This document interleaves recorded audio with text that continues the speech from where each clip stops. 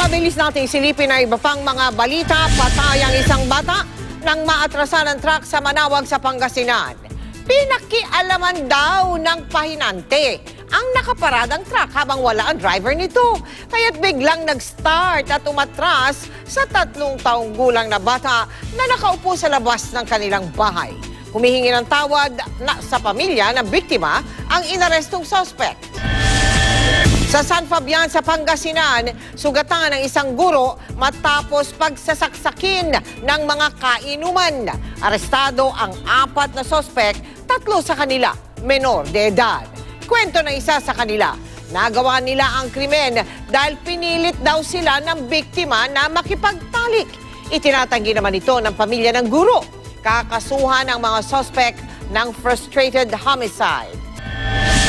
Nahuli kamang salpukan ng 2 SUV sa Legazpi City, kita sa CCTV. Nang salpukin sa gilid ng puting sasakyan ang isa pang sasakyan.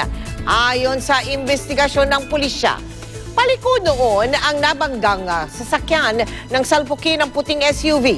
Wala namang naiulat na sugatan sa insidente at nagkaaregluhan na rin daw ang magkabilang panig.